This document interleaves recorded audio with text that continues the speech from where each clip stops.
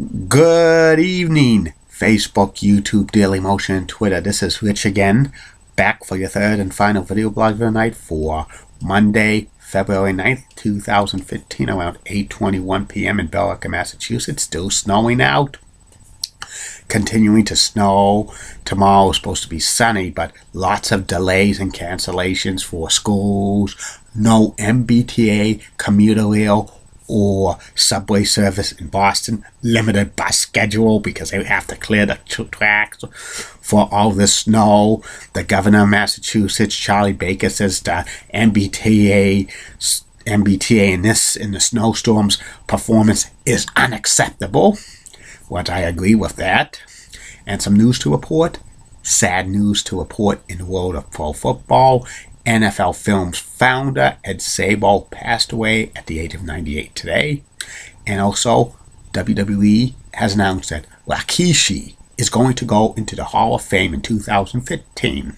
That's about it on the news. My third and final video blog subject of the night is a personality profile. My personality profile tonight is about Lawrence Taylor, LT. Lawrence Taylor was one of the best defensive players in NFL history. He wore number 56 for the New York Giants. He spent the entire 13 years of his NFL career with the Giants, and he made the Giants from a doormat franchise in the NFL to a Super Bowl winning team twice. He was Super Bowl champion.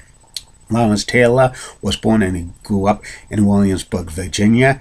He was actually a big fan of playing baseball as a kid. He didn't play any organized football until 15 when he was in a sophomore in high school.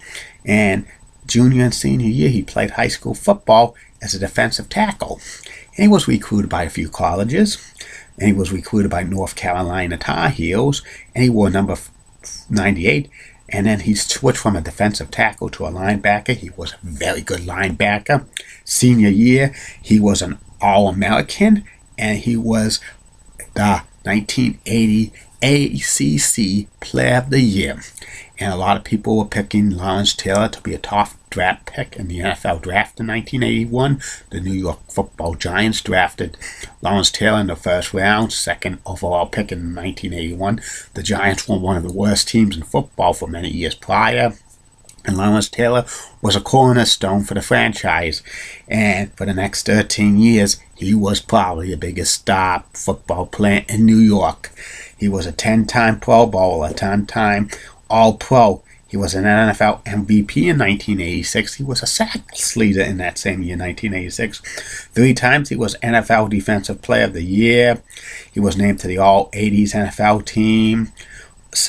He was named to the NFL 75th anniversary team, and he was one of the best players in NFL history. And he made a Giants contender 1986 and 1990. He was Super Bowl champion.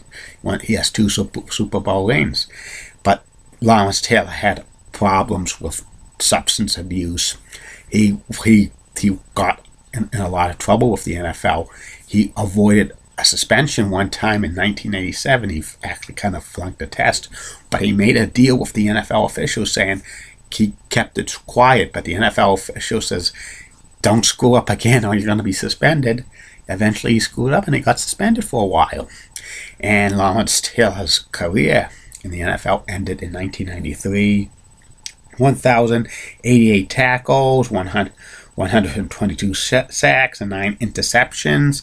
His number 56 was retired by the New York Giants in 1994. After his playing days were over, Lawrence Taylor became a football analyst on TNT's pregame show for about a year, but he left that position. In 1995, Lawrence Taylor wrestled one match at WrestleMania 11 against Bam Bam Bigelow.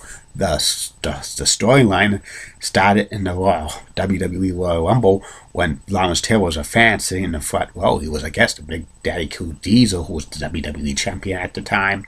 And Lawrence Taylor was enjoying the matches. After one match that was between the 1-2-3 Kid and Bob Harley against Tatanka and Bam Bam Bigelow for the WWE Tag Team titles, Lawrence Taylor was laughing at Bam Bam Bigelow after Luke Bigelow lost the fall. And Bam Bam was mad and stuff. Lawrence Taylor was laughing. Bam Bam was so mad. He pushed Lawrence Taylor. But Lawrence Taylor was shaking, but he was okay and stuff like that. The next night on Raw, the WWE suspended Bam Bam Bigelow for 30 days. This was a storyline. And then Bam Bam challenged Lawrence Taylor to a match.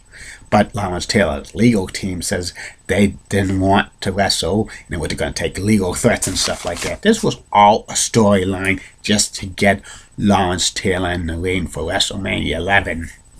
In Hartford, Connecticut, Lawrence Taylor wrestled Bam Bam Bigelow at WrestleMania 11. Lawrence Taylor had 6 former All-Pro players in his corner, including Steve Mongo McMichaels and Reggie White. Wow.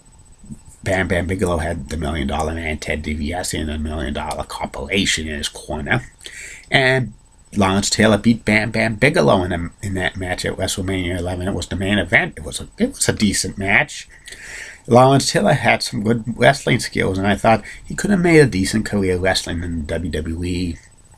But I also found out that Bam Bam Bigelow got paid more than Lawrence Taylor, which was surprisingly. Lawrence Taylor was a big star because of the New York Giants, and the WWE was trying to capitalize on that, but WrestleMania 11 wasn't successful, and that wasn't that good. Plus, in addition, I was hoping that Bam Bam turned face. I was hoping him and Lawrence Taylor could be form a tag team and take care of the $1 Million Corporation, but that didn't happen. Afterwards, Lawrence Taylor retired, stayed retired, but he battled problems with drugs and alcohol and stuff like that. He made some movie appearances in The Waterboy, where he was joking about his off-the-field problems, and also Sopranos and a few others. 1999, Lawrence Taylor gets voted in to the Pro Football Hall of Fame in the first year of eligibility. A lot of experts were saying he could have got passed up because of substance abuse, but there was enough support for him just to get a first ballot Hall of Famer. I was kind of a little shocked that he got in the first ballot. I thought he would be punished for something, maybe wait a year or two, but you can't deny one of the greatest linebackers in NFL history as in the Hall of Fame. In the 2000s, Lawrence continued to battle his demons and stuff, getting arrested for assault and battery and drug possession. 2003, Lawrence Taylor wrote his autobiography, and he admitted on an interview that he loved prostitutes and stuff like that. That's not a good habit to have if you love prostitutes.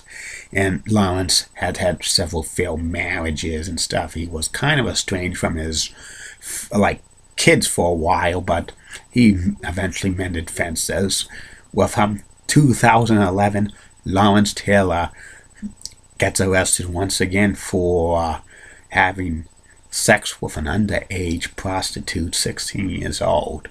And if he got convicted of this, he could have spent serious time in jail, and he would have had to register as a sex offender. And if that happened to Lawrence Taylor, it would have been over for him, because he probably would have not made public appearances, because people, if you're registered as a sex offender, nobody is going to take you for work or anything because you're a serious risk. But eventually those charges were dropped when the 16-year-old prostitute was kind of making some of the stuff up, and Lawrence Taylor survived it.